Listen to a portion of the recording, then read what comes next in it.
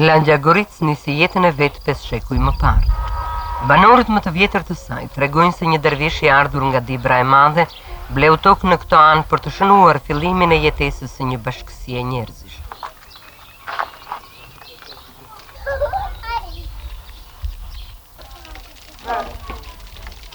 Kjo langje që shtrihet heshturazi në këmbët e malit që banorët e qytetit të lashtë e Kelana e kanë quajtur Kala, ashtu si dhe sot e quajnë trashëgimtarët e tyre, e vazhdon jetën e vetë deri poshtë kodrinave të buta për të bashkuar me lumin e vogël të qytetit.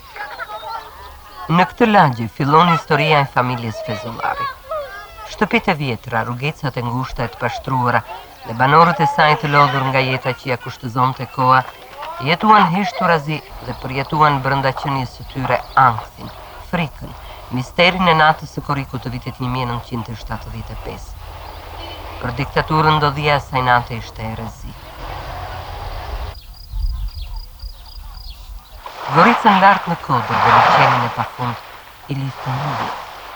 Brenda tyre heshturazi, ata kishin ruajtur shumë histori.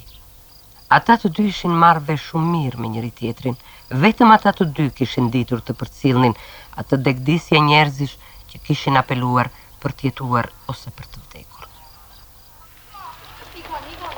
Për njerëzit e lodhur të kësaj lagjeje, kjo ikje ishte një shpresë për zjerr me frikë. Për fëmijët që të shkujdesur vazhdonin lodrat e tyre të përditshme, një prallë që ata duke e treguar me njëri tjetrin mundoheshin sadopak të imitonin të rriturit. Një varë më shumë në këtë prejje jetësh mban mbi vete një amanet, rikthimin edhe pse të vdekur në tokën mamë. Aki Fezullari luftoi për të jetuar një kufi jete të cilin e kishte besuar shumë më të gjerë nga realiteti që filloi të jetojë me çlirimin e vendit. Tek ai kishte ndodhur përmbysja e një ideali, lindja e një zhgënjimi, marrja e një vendimi, arratisja. Kjo nuk më kishte treguar fare mua se që kishte hequr pe njerëzit të tinj. Edhe kur do të haratis që ai i kishte hequr tërë torturat pe dejës të brendshme. Kur me erdhi mua që do të haratis që edhe ishte bërë dinamit i verdhe, vajta tha pushtova fëmijëta në vreshtë, tha, edhe me keq ardhe të madhe, tha, unë do haratisem, tha, se njerëzit e mi, tha, më ka shpel 2 herë lumit Rehanit, tha, të vrisnin. Kur erdhi këtu e unë erdhi e pushtoj plakën, tha, vetëm ma marrit fëmijët e plakën, tha, vetëm për mua mos tregoj asgjë, tha, se mua po më zu në rrugë, tha, më vranin. Në gusht të vitit 1949, unë kam qenë 8 vjeç. Nga kjo kohë, e nga kjo moshë mbaj mend këto gjëra. Jam ndodhur bashkë me vllajën tim Hetemin në vreshtin tonë në Proj Çaprazit. Na ka ardhur baba tonë, na ka takuar me një mall krejt ndryshe nga herët e tjera. Aty, baba ndën disa minuta me neve na pushtoi duke lotuar dhe u largua. Mbas u largua baba, ne me vllajën ndem e disa orë të tjera dhe u kthyem në shtëpi. Kur do ikte, më tha mua që unë do ikta do harratise. Jo, tha, do të shkoj fëmijët, tha. Thash ti do harratisesh? E do harratisem, tha, po të kish kujdes këta. Thash jo, unë kam ti të harratisesh, thash. Unë do të vitë të përcjell, e kam përcjell me gomart, me një drapër, me bumba në gjitë, e kam përcjell edhe i thash që ti mos ki merak, çdo gjë që të kesh merak, ti për mua mos ke për fëmijët mos ki merak, thash. E kam përcjell, thash, se njerëzit e tu do të vrasin po ndonjë këtu. Ai tha, mos bëni zë, thash, deri sa gjerë merren vesh unë gjalla i vdekur.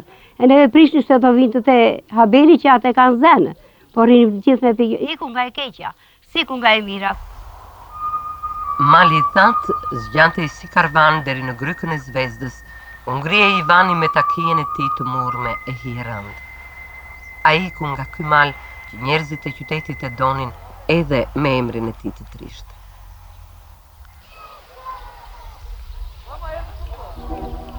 Përmbysja kishte ndodhur.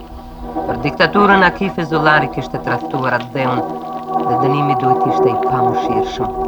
Dhe atë e vuajti familja, fëmijët, gjithçka që mbante erë nga gjaku i tij. Ata i larguan për të lënë pas çdo gjë që i jepte kuptim jetës dhe varfërisë së tyre.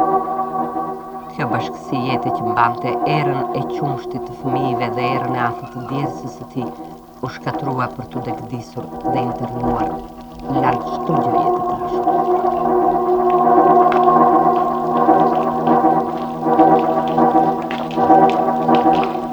Më kanë marrë me 4 fëmijë të veckëllë. Njëra e ka patur 6 muaj, njëra 8 vjeç, njëra 3 vjeç, njëra 4 vjet e gjysmë. E ka patur fëmijë 8 veçëllë. Kur kam vikur në internim, më kanë marrë bilem një djalë që e temi ka qenë i vockël, ka vajtur shehur e dajve i burrit. E vajtë zhvalit në policat që s'do të ta shohë derën, e kanë zhvalitur me forcë të madhe, kanë marrë 2 keqara. Kemi dhe ju një natë në degën e Belçme këtu, 5 iknin, 5 vinin, më gjykonin, gjeru gëdhi, na shpunë në kampin e Valijes, në shkolla e Dakes. Na jepnin nga një 300 gram bukë, të hidhur, të thatë, pa gjellë, pa krypë, pa gjë. Edhe filluan fëmijët e veckël plejtë, po vdisnin nga 5-6 në ditët.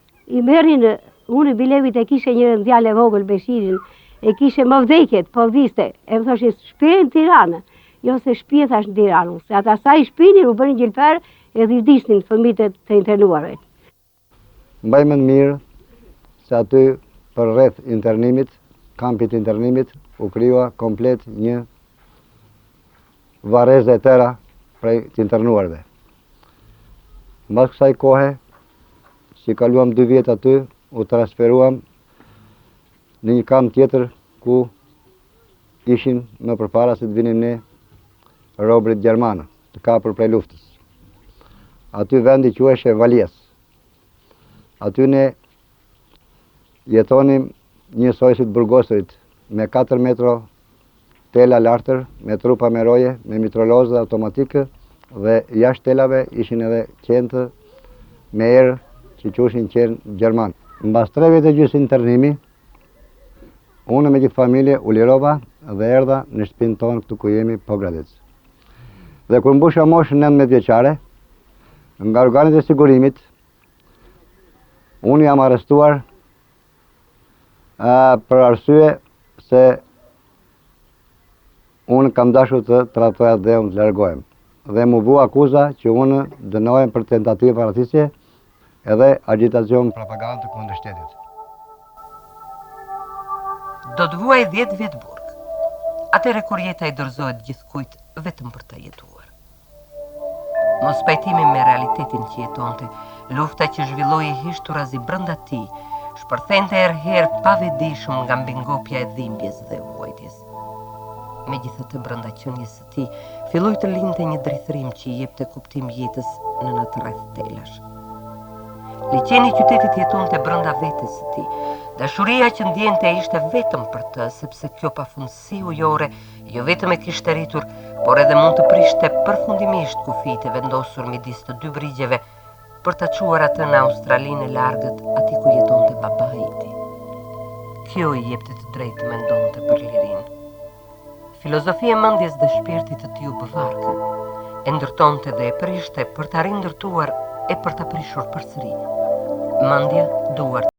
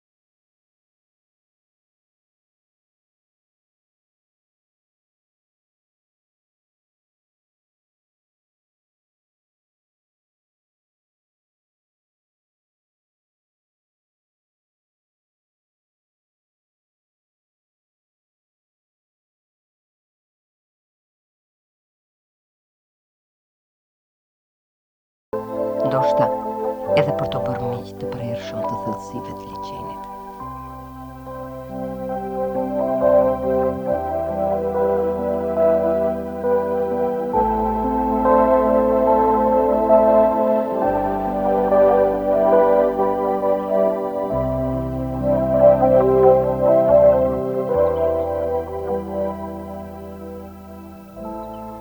Në kohën kur aratisëm familja jonë këtu, para 20 vjetëve afërsisht, unë kam qenë 14 vjeç dhe në këtë vend këtu, brapa Kalasë, i thonë.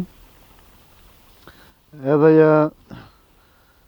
një natë përpara se të vinim në këtë vend këtu, varkën e kemi sjell 4 persona, ka qenë Xhaxhai i mesëm, Xhaxhai i vogël dhe Nuse Xhaxhait, edhe unë që isha 14 vjeç. Kemi, para se të linim varkën këtu, Xhaxhai i mesëm ka thënë që s'është e mirë ta lëm varkën vetën në këtë vend, brapa Kalas. Edhe na detyrovi ajo që unë dhe Xhaxhai i vogël të flinim një natë këtu. Një natë përpara, që ishte. Pastaj familja u shtoll në të ndryshme drejtime nga ora midis 8 deri në 9 të mbrëmjes. Njëra palë ka ardhur prej mbrapa Kalas të poshtë nga lumi i Tranit që i thonë. Një familje tjetër Xhaxhai i mesëm ka ardhur prej lart Kalasë, edhe gjyshja me hallon edhe me nusën e vogël ka ardhur përmes qytetit duke ditur nuset që shkonin në dasën, në fshatin Mëmlisht. Edhe në ato kohë kur u shtollën komplet familja këtu mbrapa Kalas, filloi montimi i varkës. Në ato kohë unë isha 14 vjeç, një natë e tërë këtu vetë me gjithë Xhaxhan e vogël, e tërë ditën kemi nditur pa bukë fare. Edhe mora djalin e hallos, Arifi i quajtur, me vete këtu dhe mua në ato kohë e momentit e fundit fare kur varka po në ujë, na ka zënë gjumin e të dyve. Baba im Feridoni në ato kohë ka ardhur nga varka, na ka marrë në mua Arifin, po mua njërë më ka kapur flokush, më ka ngrit në ajër kështu, në ato momente, edhe të zvarë kam zbritur në liçen. Takimin përfundimtar të nisjes tonë e kishim lënë në orën 12 të natës, dhe kur varkën ishte gati për nxjerr në xhade, njëra nga nuset tona u rrëzua me një fëmijë 1 vjeçar dhe fëmia qaf që fati ynë, Zotin animovi, që disa udhëtarë që kaluan me biçikleta ndaluan, por nuk kuptuan gjë. Mbasi arritëm ke vendi ku lëshuan varkën, arriti këtë familja, gratë, fëmijët, me gjithë mua bashkë kemi hyrë në varkë dhe filluam lundrimin. Por vllai i madh, Feridoni, me vllaun e vogël, për të qenë sigurt, sepse nuk ishim zbuluar nga ushtarët që ruanin liçenin, ndinin me armë këtu edhe me dinamit, në rast se do ishim zbuluar, do asgjësoshim.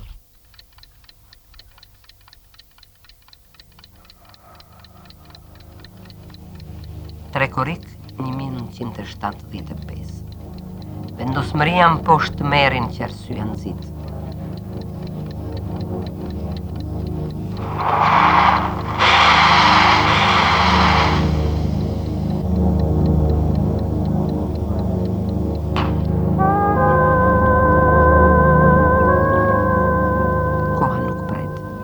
Duhet haruar frika, ankthi, ndoshta edhe dashuria për jetën, për fëmijët, për të ardhmen. Është një kufi midis jetës dhe vdekjes për të 16.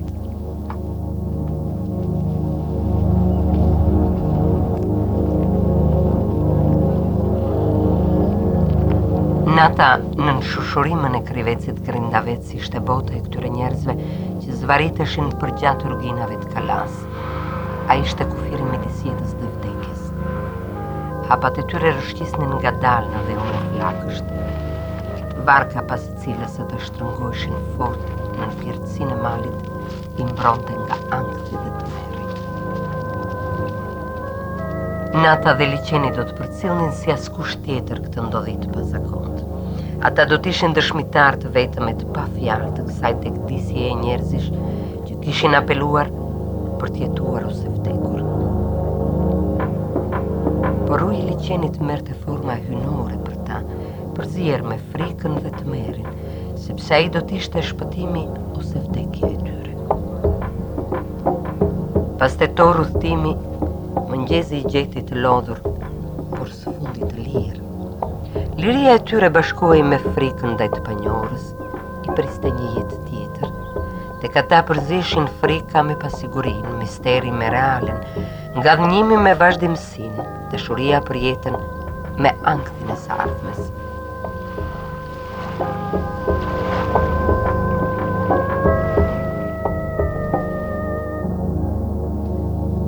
Kanë kaluar shumë vite nga ajo kohë.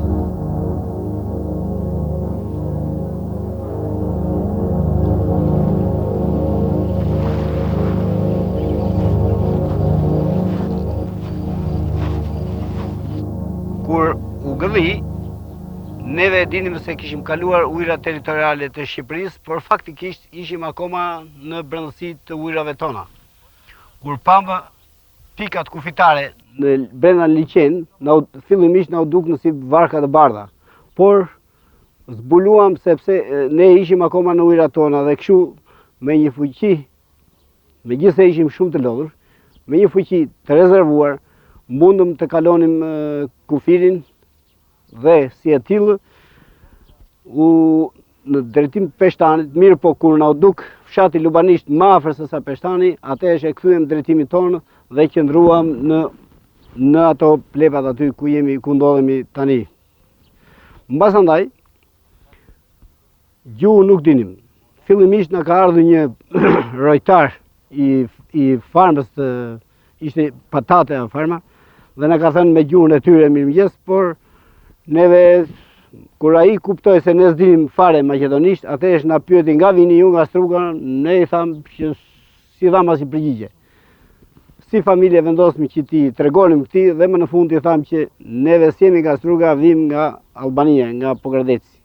Mbasi u raportua në kufirin Maqedonas, ardhin mbi 15 ushtarë dhe polica, na rrethuan, na muar në një fogon edhe në një makinë veturë, na quan në burgun e Ofrit.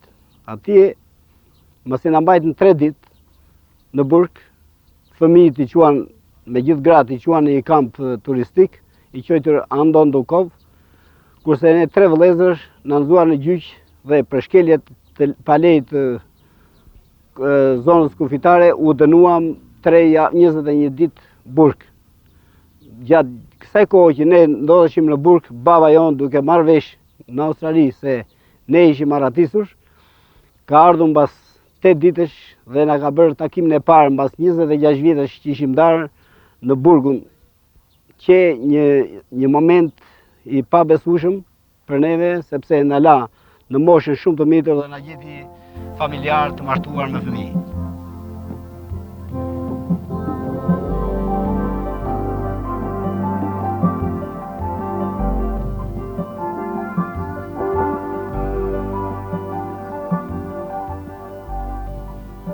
Rrugët e Ohrit mbajnë mbi vete pjesët e fundit të kësaj historie.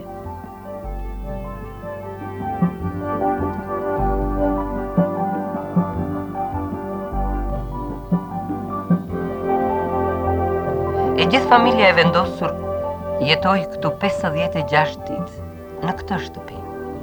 Ndoshta janë pak, por ato do të mjaftonin për rifillimin e një jete tjetër.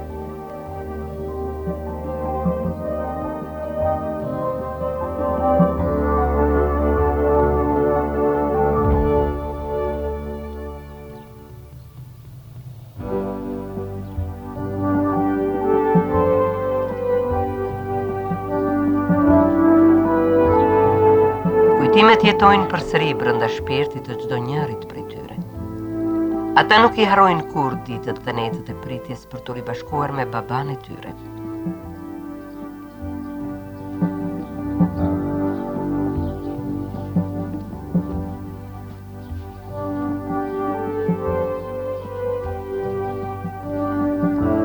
Këto kujtime janë pjesë e një dhimbje të madhe dhe kurdoherë dhimbja është vështirë të praktiset.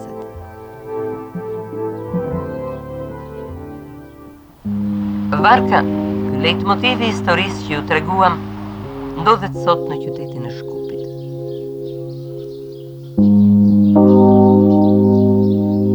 Nga koha kur u vendos në Muzeun e Kriminalistikës këtu në Shkup, kjo varkë është parë nga shumë vizitorë. E kanë parë si një dëshmi të një historie që Ciceroni I muzeut e ka thënë mes shumë historive që jetojnë brenda këtyre mureve. Si një çudi ku kufiri mes besimit dhe mos besimit lëkund bindjen për të vërtetën.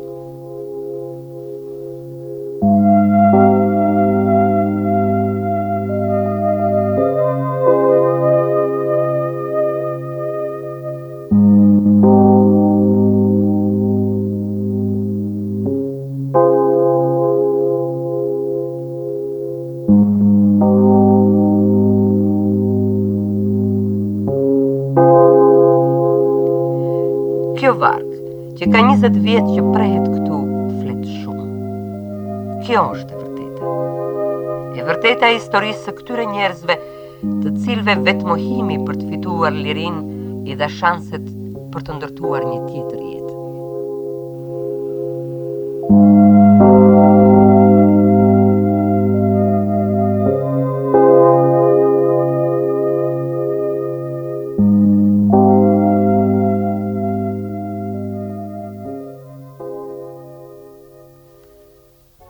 E vërteta e saj Nate Koriku ka dëshmitar që nuk din të flasin shumë. Goricën, liçenin dhe këta njerëz, që si askush tjetër, përcollën ndodhinë e pazakonta saj Nate Vere. Ratisja do të mbetej për të gjithë këta, një nga sekretet e miqësisë së tyre, të intimitetit që vetëm ata din të kuptojnë. Ndodhen në qytetin e tyre me dashurinë dhe dëshirën për të jetuar.